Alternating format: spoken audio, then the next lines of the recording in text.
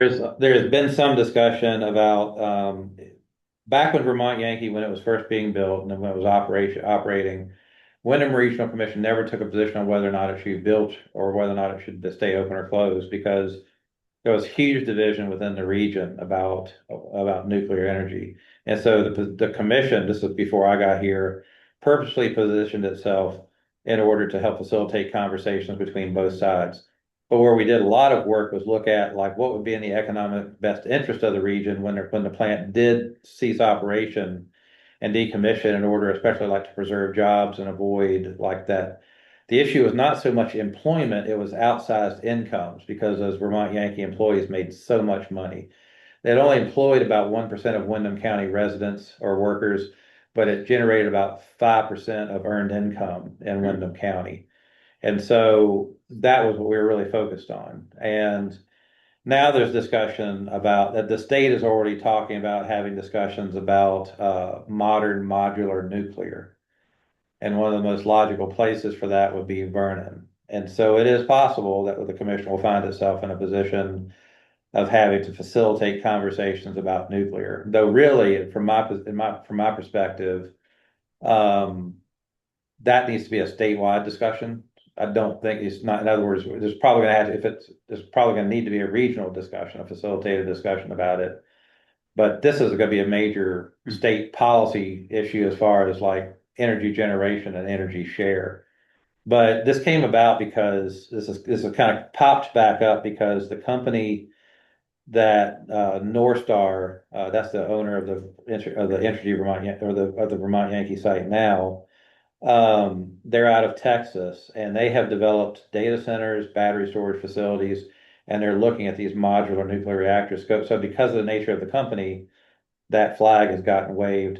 It's my understanding they're not necessarily looking at that for Vernon or a data center. They're thinking more of a battery storage facility there. Why there? Because that's a major part of the ISO New England grid. That you have the big Velco switch yard. So Sure. power comes out of Canada, comes through what's called the Southern Loop in the Wyndham region, and goes out into the rest of New England through that switch yard in Vernon. And so I think that's why there's a certain attractiveness of putting a battery storage unit. But all of this, nothing's happening on that site until they finish decommissioning it. Oh, and until the Nuclear Regulatory Commission releases that site for some other use. And I cannot imagine the Nuclear Regulatory Commission is going to make that decision in a week. I mean, I have a hunch that once they're anticipating completing the decommissioning and doing the site restoration this calendar year, but there's still going to be a lot of spent nuclear fuel on the site, a guy with a machine gun guarding it. And then NRC is going to have to go through their whole process.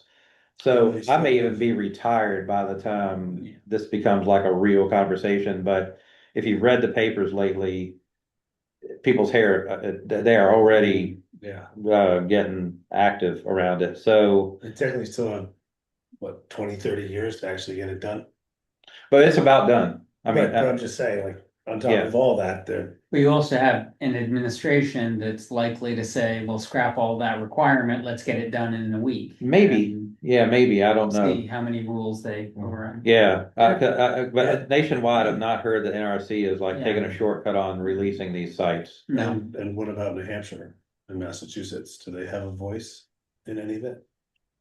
I'm gonna leave that up to the state. Yeah, no, I'm just because I remember they were very involved with the discussion. Oh, they still are. I mean, I used to chair the Nuclear Decommissioning Citizens Advisory Panel.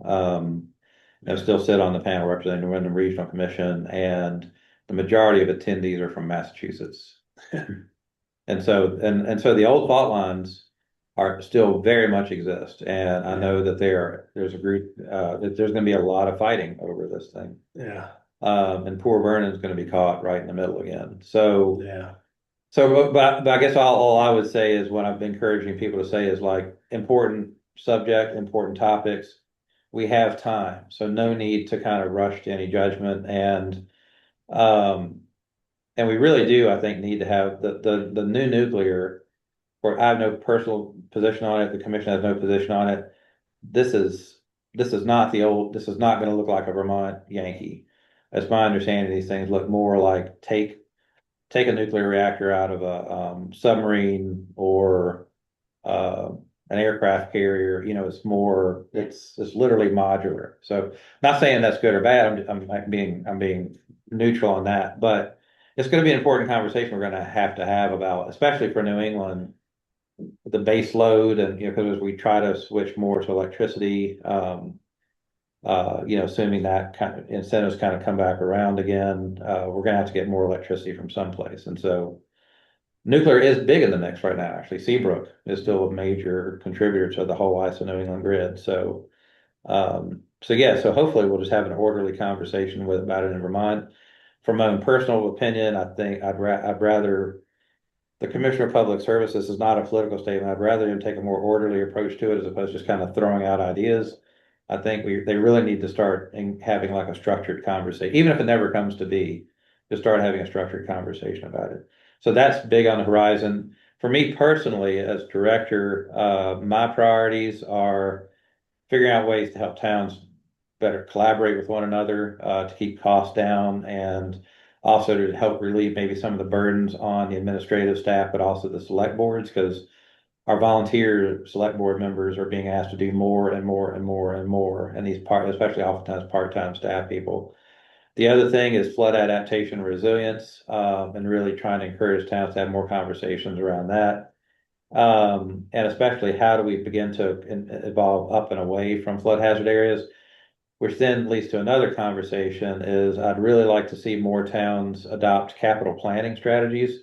A lot of towns don't have capital plans, and it worries me because not only from just like their fiscal health and having a better handle on how are things aging, what are current needs, what are future needs, how do you start budgeting for those, how do you start thinking about financing those, because federal grants and state grants are going to not be in great supply.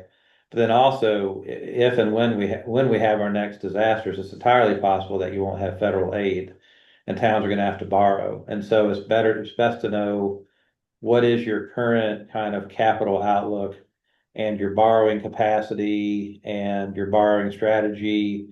If you then have to bond out in order to do flood disaster recovery.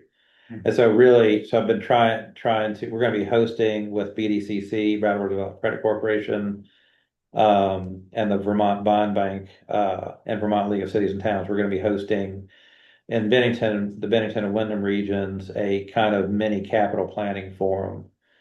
I just really like to help towns. A lot of what we've tried to engage with towns in this before, and a lot of select boards actually get really nervous and afraid about doing capital planning because they're concerned about showing in a place what are the costs that we're looking at into the future and what are the plans to do that, because they're afraid the voters will just kind of freak out. But I think it's better, to kind of identify what the realities are, right? Just like at home, you you may not be able to afford to do everything that your home needs, but you should at least probably come up with a list and figure out like what are your top priorities, and you're going to have limited borrowing capacity, right? So all things being equal, what should your priorities be? And so those are, as a director, those are kind of my top priorities for like the next 6 years or so. Are you familiar with the island of Jamaica, the island nation of Jamaica, and what they did? Not familiar with what they did, but They created a whole bonding structure and stuff with the UK and some other countries and banks, world banks, so that when the next hurricane hit and they had to borrow money, they would have a lower interest rate.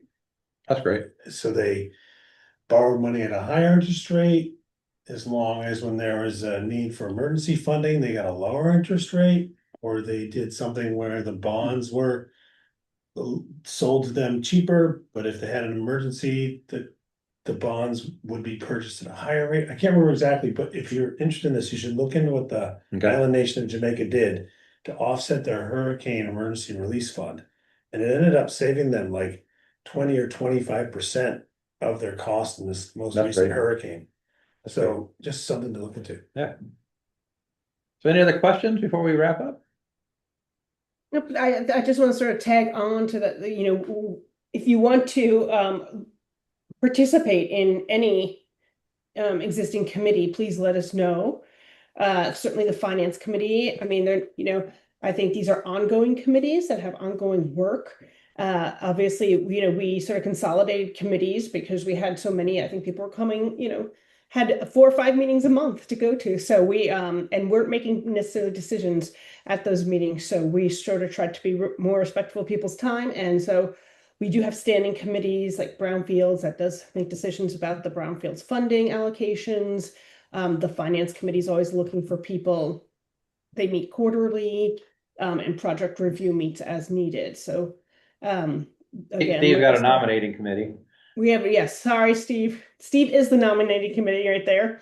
So I'm sure he's looking for members as well. So if you're looking for a way to do something additional or, contribute in a different way, those, certainly let us know about those committees. And the idea is that, as issues come up that we want to have people weigh in on, as a commission, that will create task forces.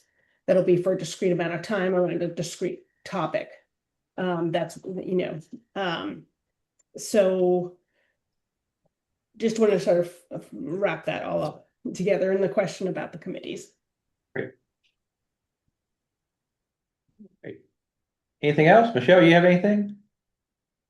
No, I think I'm all set. Thank you, though. Sure. Thanks for being a commissioner.